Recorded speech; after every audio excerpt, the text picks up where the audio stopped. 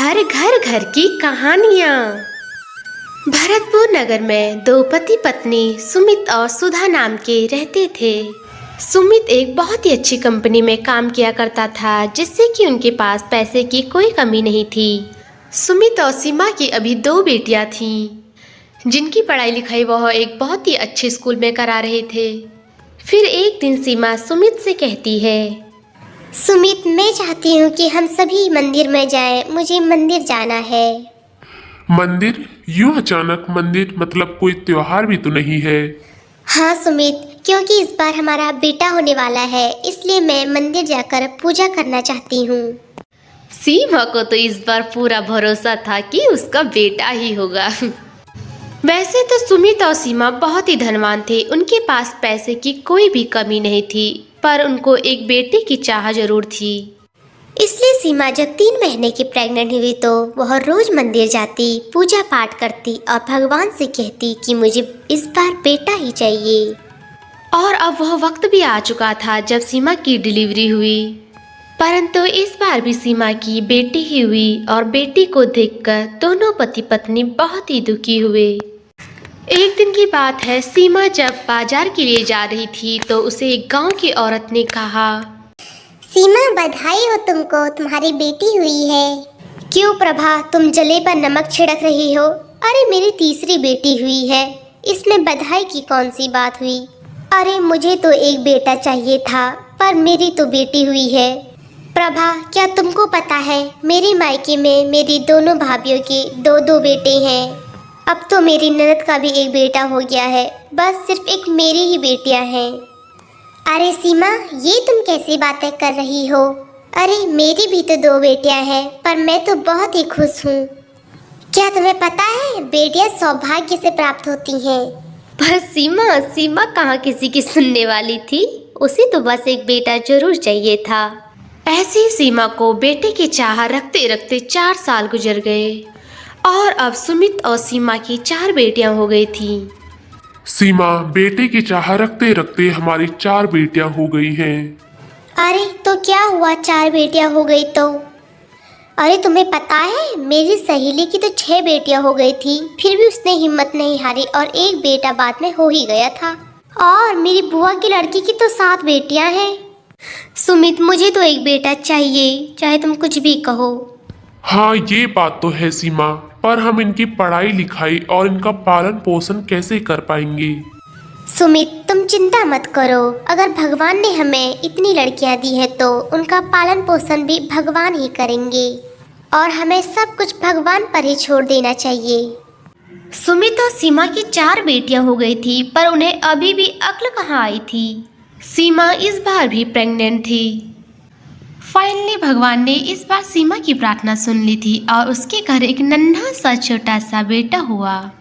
बेटे को देख सुमित और सीमा का तो खुशी का ठिकाना ही नहीं रहा। सीमा अपने बेटे को देख उसे बहुत ही लाड़ प्यार करती। सुनो बेटियों, ये तुम्हारा सबसे और छोटा भाई है और तुम्हारा फर्ज बनता है कि तुम इसका ख्याल रखोगी। आखिरकार तुम 4 बहनों का एक इकलौता भाई है जिसे तुम राखी बांध सकती हो, इसलिए तुम सबको अपने भाई का ख्याल रखना है, ठीक है?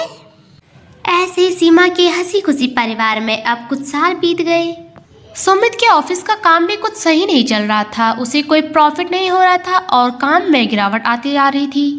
काम की गिरावट को देखते हुए सुमित को सैलरी भी कट कर मिलती थी। सैलरी टाइम पर न मिलने के कारण सुमित को अपनी बेटियों को एक सरकारी स्कूल में पढ़ाना पड़ा और बेटे को एक प्राइवेट स्कूल में पढ़ाया। सुमित की सैलरी बहुत ही कम हो गई थी और परिवार बहुत ही बड़ा हो गया था, जिससे कि वह बेटे को तो एक अच्छे स्कूल में पढ़ा रहे थे, उसका अच्छे से खान पान, उसका अच्छे से पालन पोषण कर रहे थे, पर बेटियों की कटौती हो रही थी। बेटियां एक सरकारी स्कूल में पढ़ रही थी और घर में भी उनका मन के कुछ ख्वाब पूरे नहीं होते थे। मम्मी, मुझे एक साइकिल चाहिए। मेरे दोस्तों के पास, सभी के पास साइकिल है, बस एक मेरे पास ही साइकिल नहीं है। अरे बेटा, तो तुम इतनी चिंता क्यों कर रहे हो? कल ही मंगवा देंगे तुम्हारे लिए साइकिल।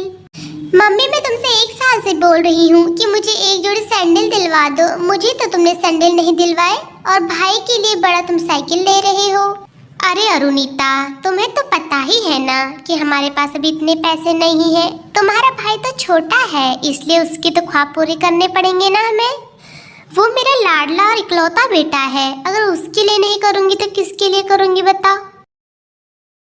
बधाई हो सीमा तुमको, इस बार तो तुम्हारा बेटा हुआ है और तुम इतने सालों बाद दिख रही हो आज मुझे। सीमा, इस बार तो तुम खुश होंगी ना, अब तो तुम्हारा बेटा भी हो गया है।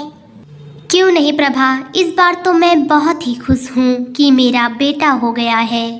अरे प्रभा, मैं तो कहती हूँ एक बार तू भी ट्राई कर ले, क्या पता इस बार तेरा लड़का हो जाए। नहीं बप्पा नहीं, मुझे नहीं चाहिए बेटा, मेरी 2 बेटियां हैं और मैं उनमें ही खुश हूँ। मैं इनको एक अच्छी स्कूल में पढ़ाऊंगी और कल को वो बहुत ही अच्छी नौकरी पर लग जाएगी। और ऐसे ही समय चलता रहा और कुछ साल बीत गए। सीमा और सुमित भी अब बहुत ही बूढ़े हो गए थे। उनके पास इतना पैसा नहीं था कि वे अपनी बेटियों की पढ़ाई आगे को शुरू करें, इसलिए उन्होंने अपनी चारों बेटियों की शादी जल्दी से जल्द करवा दी। समय इतना ज़्यादा बीत चुका था, फिर भी उनके बेटे अर्जुन की पढ़ाई अभी तक भी पूरी नहीं हो पाई थी। डैडी, मुझे मेरी कॉलेज की पढ़ाई के लिए 4 लाख रुपए चाहिए। बेटा, अब तो मेरी नौकरी भी नहीं रही, मेरे पास एक भी पैसा नहीं है। तू एक काम क्यों नहीं करता, तो नौकरी के साथ साथ अपनी पढ़ाई भी कर लेता। डैडी और मम्मी, अगर तुम्हारे पास मुझे पढ़ाने के लिए पैसे नहीं थे तो तुमने मुझे पैदा ही क्यों किया। बेटे के मुंह से ऐसी बातें सुनकर सुमित को बहुत ही बड़ा धक्का लगा। वह सोच रहा था कि जिस बेटे के लिए मैंने अपनी पूरी जिंदगी लगा दी, वह आज मुझे ऐसा बोल रहा है कि तुमने मुझे पैदा ही क्यों किया। अरे अरे मेरे लाडले बेटे, अरे ऐसे क्यों बोल रहा है। अरे मैं दूंगी ना तुम्हें पैसे, मैं अपने सारे जेवर बेच दूंगी और तुम्हारी पढ़ाई पूरी कर लूंगी और फिर तुम्हारी अच्छी नौकरी लग जाएगी। फिर तू तो हमको बैठा के खिलाएगा। फिर एक दिन अर्जुन की पढ़ाई पूरी हो गई और वह शहर में एक बहुत ही अच्छी नौकरी पर लग गया था। अर्जुन को जॉब मिलने के बाद वह 5 साल बाद अपने बूढ़े माता पिता के पास घर आया। अर्जुन ने अपने माता पिता को बिना बताए शहर में शादी कर ली थी। अरे रे अर्जुन बेटा, अरे तुम आ गए और तुमने शादी भी कर ली। अपने माता पिता को तो तुमने बताया ही नहीं। हाँ तो माँ, इसमें बताने वाली जैसी कौन सी बात है। मुझे वो लड़की पसंद आ गई थी, इसलिए मैंने शादी कर ली। अच्छा, कोई बात नहीं, इतने सालों बाद घर आया है, आप बैठ, तेरे लिए चाय बना के लेके आती हूँ। सुमित और सीमा बहुत ही खुश थे कि आज उनके बेटे और बहू उनके घर आए हैं। सीमा सभी के लिए चाय बना के लेके आते हैं और सभी लोग आराम से चाय पीते हैं। तो सीमा अपने बेटे अर्जुन से कहती है, अर्जुन बेटा, अब तेरे डैडी भी अब बीमार रहते हैं, इसलिए तू उनके दवाई के लिए कुछ पैसे दे दिया कर। माँ, तुम भी जब देखो बस पैसे पैसे करती रहती हो। अभी तो मेरी नई नई शादी हुई है और दिल्ली में मैंने एक फ्लैट लिया है, मेरे पास अभी से पैसे कहाँ से आएंगे। और सासू माँ, आपको बता दें, इस बार तो हम आपको मिलने के लिए घर आ भी गए, अब हम नहीं आएंगे, हम साल में सिर्फ एक बार ही आएंगे घर। और सासू माँ, हमारा अपना भी तो कितना ज़्यादा खर्चा है, हम आपको कहाँ से पैसे दे पाएंगे। बेटा अर्जुन, हमने तेरे लिए क्या कुछ नहीं किया। तेरे को एक अच्छे स्कूल में पढ़ाया, एक अच्छे कॉलेज में पढ़ाया, मैंने तेरे पर अपना सारा धन लगा दिया। हमने तेरे को इस काबिल बनाया कि तू अपने पैरों पर खुद खड़ा हो सके। तो तू अपने बूढ़े माता पिता का सहारा नहीं बन रहा है, तो उन्हें उनके बुढ़ापे में ही उन्हें छोड़ रहा है। अरे डैडी, तुमने मुझे पढ़ाई लिखा के कोई एहसान थोड़ा ना किया है। सभी माता पिता अपने बच्चों को पढ़ाते लिखाते हैं, और अगर तुमसे मुझे पढ़ाया लिखाया नहीं जाता तो तुमने मुझे पैदा ही क्यों किया। डैडी और मम्मी, और आज अगर मैं इतना बड़ा आदमी बन गया हूँ तो इसमें मेरी काबिलियत है, मुझ में काबिलियत है, तभी तो मैं इतना बड़ा आदमी बन पाया हूँ। और वैसे भी तुमने मेरे लिए किया ही क्या है। अर्जुन अब एक बहुत ही बड़ा आदमी बन गया था। वह अपने माता पिता से बहुत ही बदतमीजी से बात कर रहा था, जैसे कि उसे पता ही ना हो कि उसके माता पिता ने उसके लिए कितना कुछ किया है। और इसी तरह अर्जुन अपने माता पिता को बुढ़ापे में छोड़कर अपने पत्नी के साथ शहर के लिए चला गया। और वहीं उसके बूढ़े माता पिता अपने आप को कोसते रहते थे कि उन्होंने कैसे बेटे को जन्म दिया है।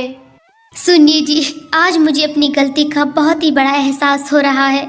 जहाँ मैं बेटा बेटा कहती रहती थी, आज उसी बेटे ने हमें हमारे बुढ़ापे में हमारा साथ छोड़ दिया है। बेटे की लालच में मैं इतनी डूब गई थी कि मैंने तो अपनी बेटियों को एक अच्छे स्कूल में पढ़ाया ही नहीं। आज अगर मैंने उन्हें अच्छे स्कूल में पढ़ाया होता, उनकी परवरिश अच्छी की होती, तो वे आज एक नौकरी पर होते और हमें भी खिला रहे होते। हाँ सीमा, मुझे भी अपनी गलती का बहुत ही एहसास हो रहा है। अरे जिस बेटे के लिए मैंने अपने जीवन का सारा धन पूंजी लगाया, आज वो बेटा मुझे कह रहा है कि तुमने मेरे लिए किया ही क्या है। अरे भगवान ने तो हमें पहले ही सौभाग्य से 2 बेटियां दे दी थी, जिसमें हमें खुश रहना चाहिए था। अरे हमने तो बेटा और बेटी में बहुत ही फर्क किया, जबकि बेटा और बेटी में हमें कभी भी अंतर नहीं करना चाहिए था। और अब सुमित और सुधा अपने करने पर पछताते रहते थे। इसलिए हमें भगवान ने जो भी दिया है उसी में अपना जीवन खुशी खुशी बिताना चाहिए।